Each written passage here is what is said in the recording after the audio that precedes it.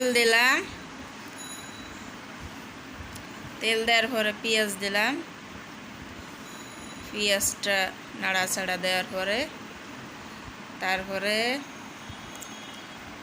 পেঁয়াজটার ভাজা হয়ে আসলে আমি একটা দারচিনি দিলাম।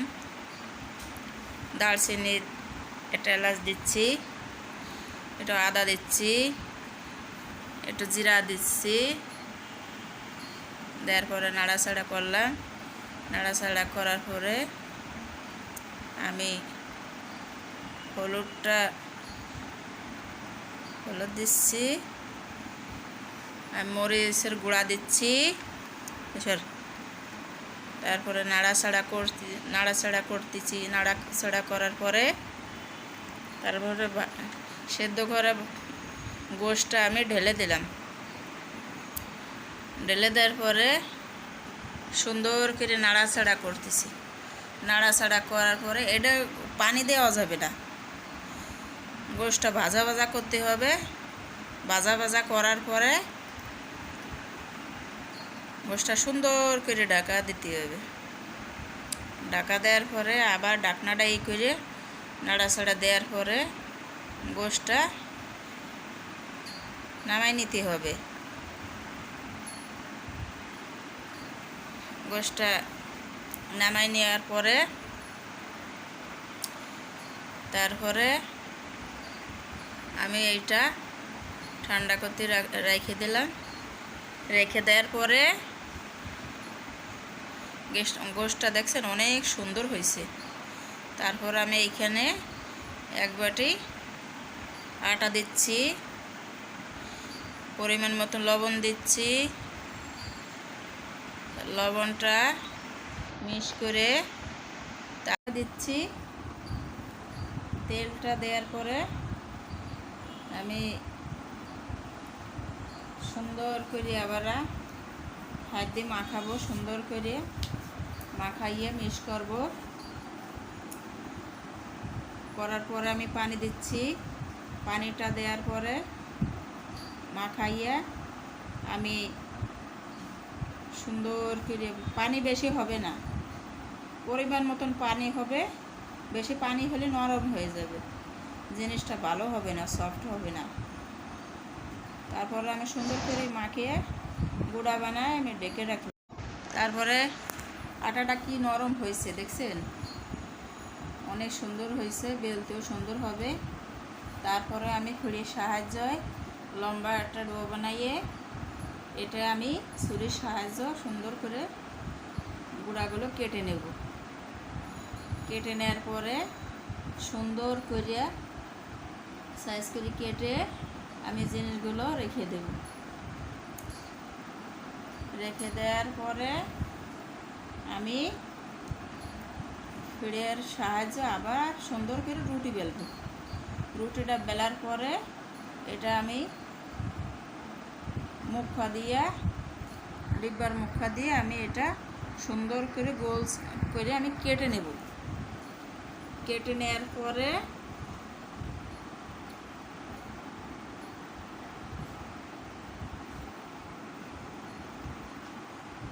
আমি এটা কেটে নেব।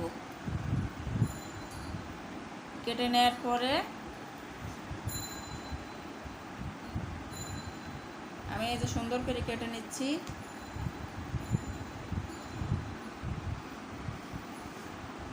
সুন্দর করে কাটা হয়ে গেছে।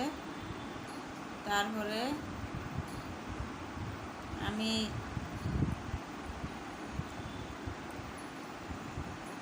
আবার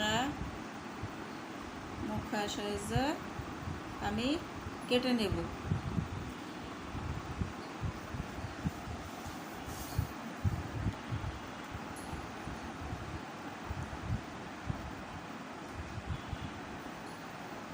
কেটে নেওয়ার পরে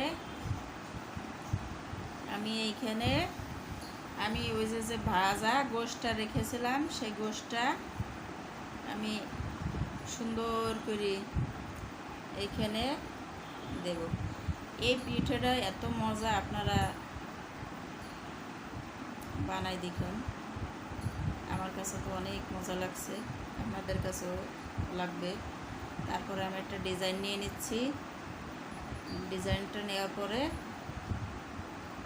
সুন্দর করে এখানে ডিজাইনটা নিতে হবে। আমি একটা ডিজাইন নিচ্ছি, কাঁটা চামচের সাহায্যে আমি ডিজাইনটা নিচ্ছি। নেওয়ার পরে দেখছেন পিঠাটা কত সুন্দর হয়েছে, অনেক সুন্দর হয়েছে। আর এটার ভিতরে যে গোশটা ভাজে দিছি, এটা যে কি মজার একটা জিনিস, অনেক মজা।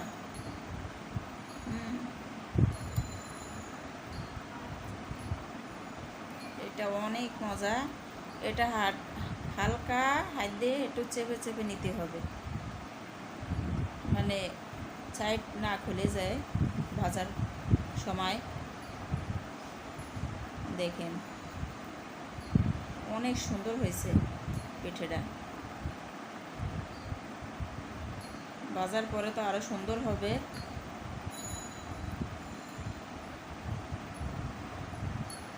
আমি সব পিঠাগুলো এভাবেই ডিজাইন করে নেব, সুন্দর করে একটা বানায় বানায় ডিজাইন করে নেব। নেওয়ার পরে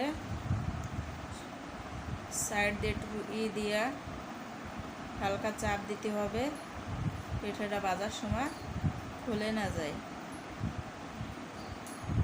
ডিজাইনটা করতে অনেক সুন্দর হবে। সাইডটা যদি খুলে যায়,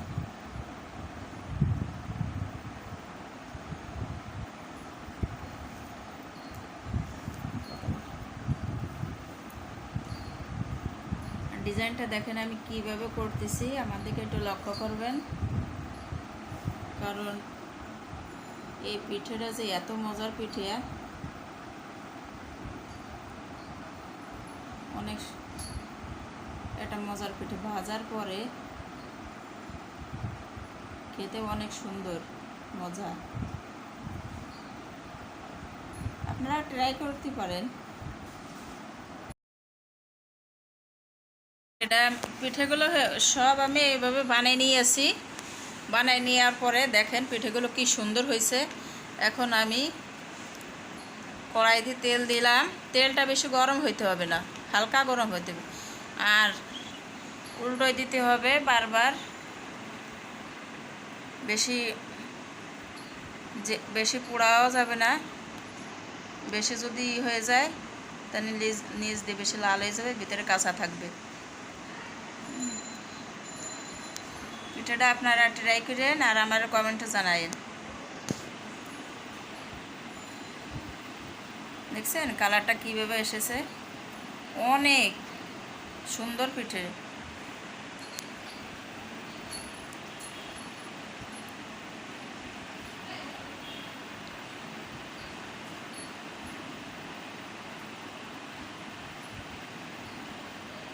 দেখছেন কালারটা কেমন?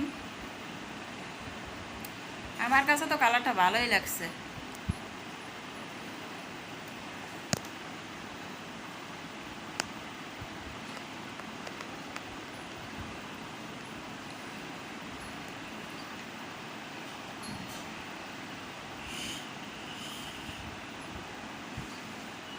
আমি এই যে পিঠেগুলো এইভাবে নামাই নিয়েছি, আমি ভেঙে দেখালাম। আমাদের একটা লাইক কমেন্ট করেন, সাবস্ক্রাইব করেন।